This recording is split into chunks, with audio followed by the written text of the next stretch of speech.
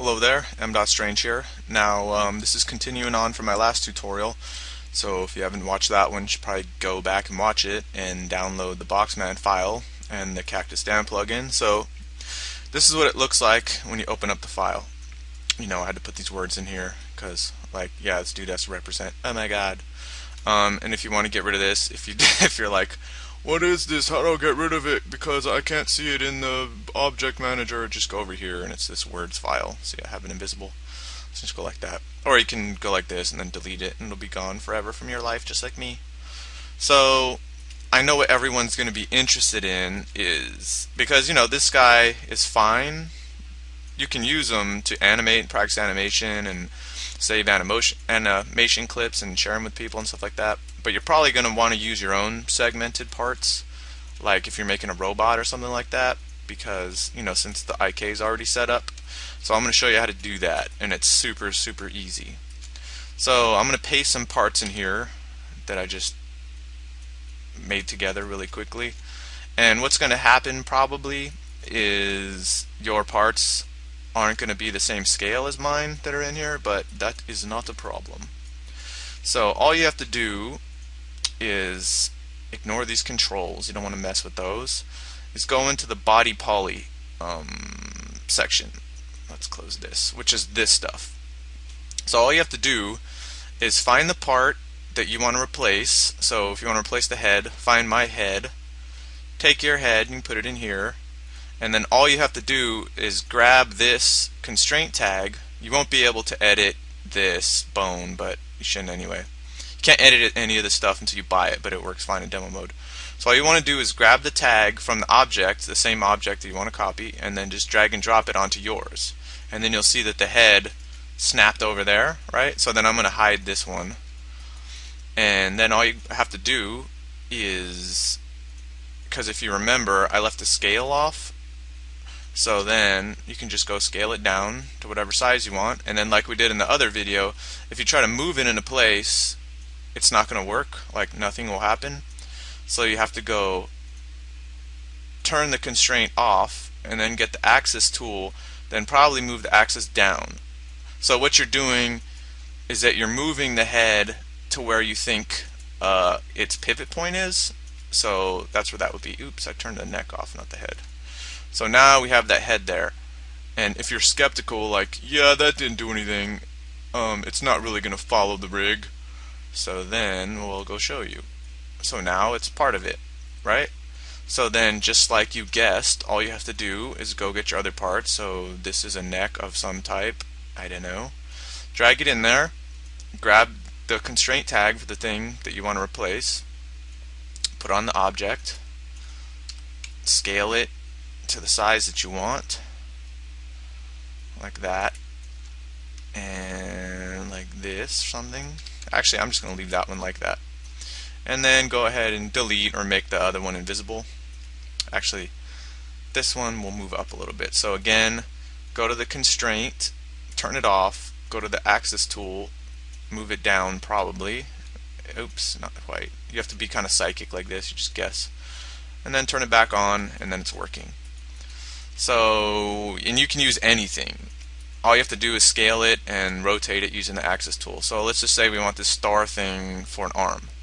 So go find right upper arm, and again, just grab the tag, drop it on there, and then this thing is, yeah, it's way too big.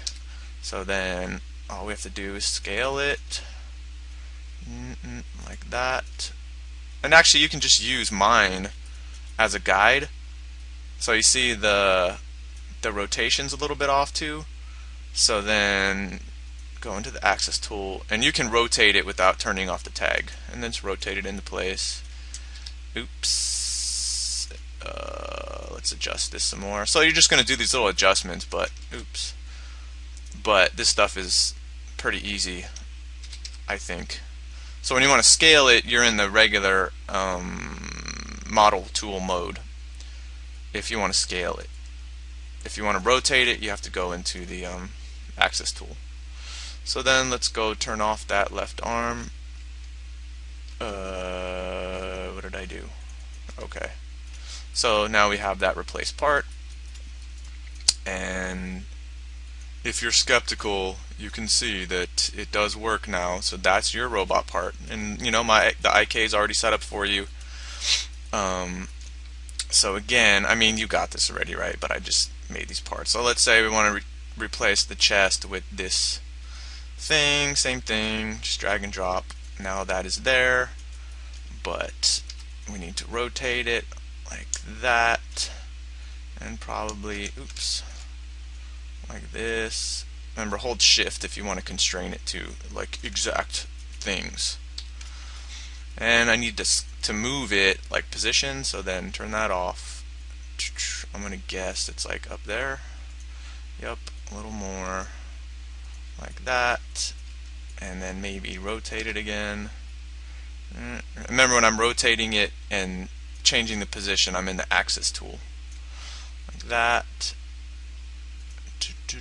Turn it off, move it over there a little bit, there we go, and then go turn the other one off. So like this could be your robot, your tinfoil robot, whatever you want. So I think this is the coolest thing about using constraint-based rigs, because this is how I did the movie. I just made new parts and then swapped them out, and you know, you don't have to worry about the rig or the IK. All that stuff still works as it always has, because you're not messing with these controls at all. So I wanted to show you one more thing about this. So the last thing I wanted to show you is that there's even more to Boxman than meets the eye. So before I show you that, I want to show you how, well, to find that secret you have to turn on the bones, right? But if you've tried, I don't know, what you might have everything on by default, but if you go try to turn bones on and joints on, the joints won't show up, because when you're using Cactus Dan's plugins, they show up as other. And hey, look at that, what are these? We have hands with fingers. Why doesn't Boxman have fingers? Because it's a little too complicated to start out with, but indeed there are hands here, and like the hands work, and they're already set up with Cactus Dan's hands tag, which makes it a lot easier than doing it manually. So if you are advanced and you want to go and add your own finger parts, there's two ways you can go. So the first way that I'll show you, because more people will probably have the built-in Cinema 4D constraints and character tools than they will have the Cactus Dan ones. So I'll show you the built-in one first, but it's the same thing, like once you understand the process. So you want to go to your finger object, and you got to make a bunch of parts for all these bones. So you want to go to your finger object that you made and go to character constraint, and then you want a PSR constraint, turn off scale, add a target, and you just want position and rotation because you want to be able to scale this. And then you go find the bone that you want. So let's go middle finger, like one of these bones on the middle finger. So then it's going to snap to it, and then you already know how to do this. So then you would scale it and go into your axis tool and rotate it and get it to match the bone the way you want. And then if you go in here, you see now it's following it. So that's all you have to do, and then you just do that for all the parts of the hand. And you can always change the parts after and swap them out the same way I showed you with the other one. So you can make a new finger part and then just drag and drop this tag. So let's just go and disable this one and take the finger and throw it over here. And if you bought Cactus Dan's tools, then the ones that I'm using are PSR constraints, and then with these you just turn off scale and it already has a target, and then you just go and same thing, drop the bone in, and then there it is, and as you can see it works. So yeah, those are the two different things you can do, and just like you were doing with the other ones, let's delete the Cactus Dan one, turn this one back on. If you want to use a different part, you know, I want to use this sphere for a finger joint, I wouldn't recommend it, but you just drag and drop it. Oh my god, that's a massive finger. And then now let's turn this one off. Now that's constrained to it. So I hope you can see why I like using constraints and I recommend them if you're like a beginner or you just want light stuff and really flexible stuff. So go out there and add your own stuff, make your own hands, fingers with this rig, and have fun with it. So the next tutorials I make will be animation tutorials most likely, but stay tuned. If you want to get the files, look at the link in the description that goes to my blog, and I have a little tutorial section, and I'll keep making these things, and let me know what you think and what you want, and we'll keep going from there until everyone's animating thrusting guys everywhere and the world has been changed and it's better for weirdos who like making thrusting 3D guys. Okay, until next time, M. Strange saying peace out.